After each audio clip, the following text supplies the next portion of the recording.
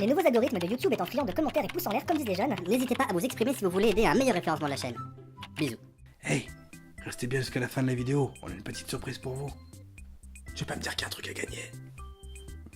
Salut les internets, c'est les squatteurs de ciné et bienvenue sur cette nouvelle vidéo. Halloween approchant à grands pas, mon cher Thomas, c'est donc tout logiquement que sort le 18 octobre Zombielenium, l'adaptation ciné de la série de BD signée Arthur Depin, qui signe aussi également la réalisation de ce film en compagnie d'Alexis Ducor. En tout cas, ça fait vachement plaisir de voir sortir sur les écrans en cette fin d'année un bon film d'animation français, d'autant plus lorsqu'il est adapté d'une série de bandes dessinées que personnellement j'apprécie particulièrement. Ce qui n'est pas mon cas.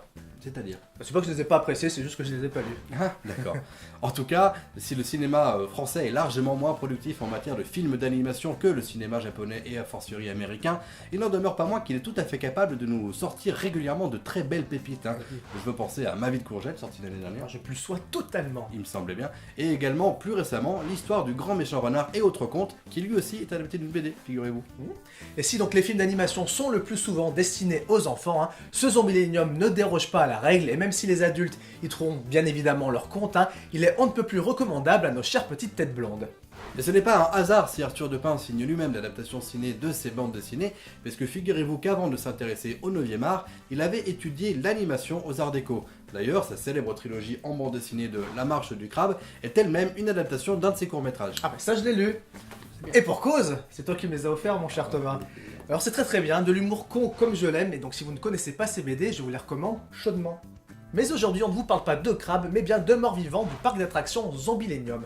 Alors le film nous raconte l'histoire d'Hector, contrôleur des normes, embauché bien malgré lui à Zombielenium, parc d'attractions horrifique qui ne fait pas seulement peur parce qu'il est situé à Valenciennes, mais parce qu'il est surtout peuplé de véritables zombies, vampires et autres sorcières.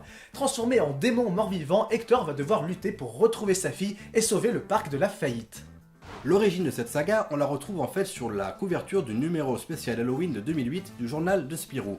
Une simple illustration sur une couverture, mais qui est devenue, avec la complicité du rédac-chef du magazine, une véritable saga, une série de 3 albums sortis à ce jour, mais une histoire qui n'est pas encore terminée, parce qu'elle devrait se développer sur un total de 6 volumes. Il faut savoir qu'Arthur Depin gardait secrètement dans le coin de sa tête l'idée d'adapter ses BD en long métrage. Le clip Nameless World du groupe de rock français Skip the Use a d'ailleurs servi de pilote au film. Son leader, Matt Bastard, qui signe d'ailleurs la BO du film, prête également sa voix à Sirius, l'un des personnages déjà présents dans le clip. Et pour le reste du casting du film, il se sent entouré véritablement de pointures du genre. Alors si Arthur Depin prête lui-même sa voix à un des personnages, José, on retiendra surtout la présence de Emmanuel Curtil, qui n'est rien d'autre que la voix officielle française de Jim Carrey, mais aussi celle de Chandler Bing dans les premières saisons de Friends. Rien que ça. Et qui dit doubleur dit personnage, et on a affaire ici, jeune public oblige, à des personnages assez stéréotypés comme la maîtresse d'école hystérique, le jeune vampire narcissique et machiavélique ou la jeune rebelle gothique. Notera au passage Thomas la succession de rimes en hic. Tout ça pour avoir au final une lecture des personnages pour le moins facile d'accès.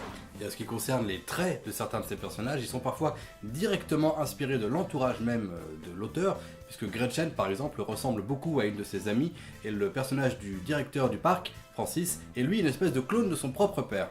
Alors attention quand même pour les fans, il ne s'agit pas d'une adaptation pure et dure de la bande dessinée.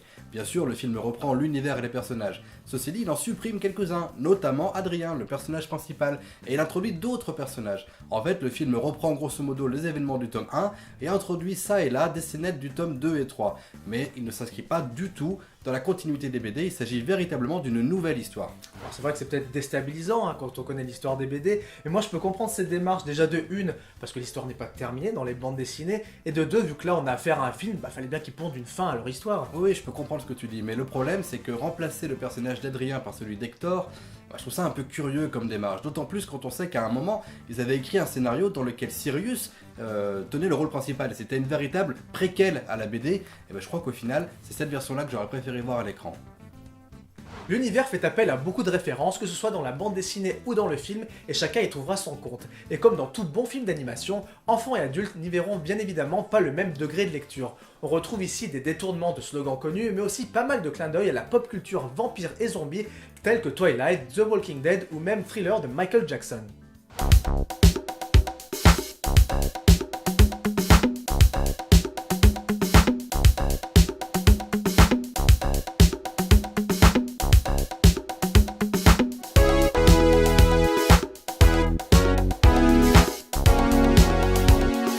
Alors c'est peut-être mon esprit terre à terre et cartésien, mais pourquoi le diable a-t-il besoin de faire des bénéfices? Enfin, j'y suis jamais allé, mais il me semble qu'en enfer, ils ont pas besoin de monnaie. J'ai pas trouvé ça super logique, c'est peut-être con, mais moi ça m'a gêné. Écoute, ça c'est un des trucs qui est vraiment cool dans la BD, c'est qu'en double lecture, encore une fois, il y a une vraie critique du monde de l'entreprise et du monde de la finance.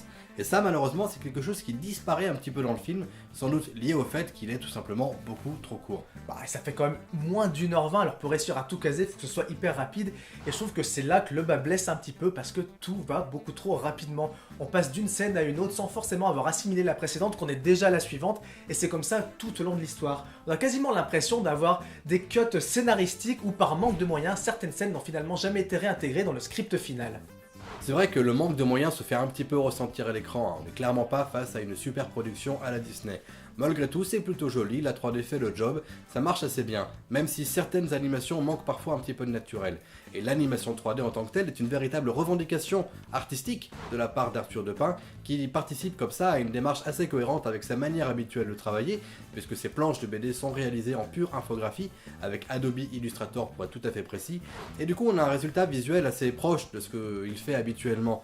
Et du coup, malheureusement pour moi, et ça c'est très personnel, on a un résultat à l'écran assez froid, ça manque un peu de personnalité et pour tout dire d'une petite patte artisanale.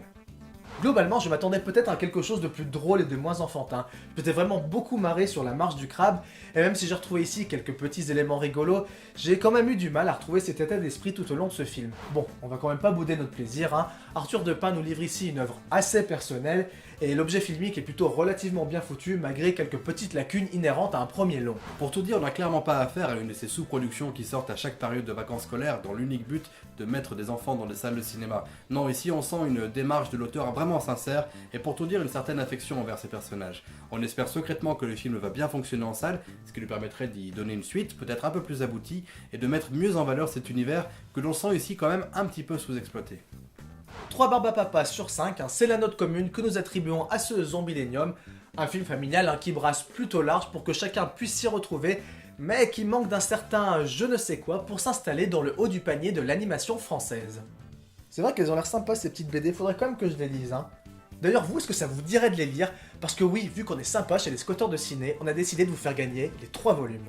Alors on précise tout de suite qu'on n'a absolument pas de partenariat avec l'éditeur des BD ni avec le distributeur des films, hein. Ces BD c'est les miennes et pour les gagner rien de plus simple, d'abord c'est gratuit, il suffit d'être abonné à la chaîne et de laisser un petit commentaire sous cette vidéo en expliquant pourquoi est-ce qu'on devrait vous les offrir à vous et à personne d'autre. Donc vous avez jusqu'au 31 octobre pour participer aux joies, au bonheur, c'est le jour d'Halloween comme c'est bien foutu les choses dans la vie, et puis nous on sélectionnera le commentaire que l'on trouve le plus pertinent et le plus drôle et vous recevrez ces 3 BD chez vous.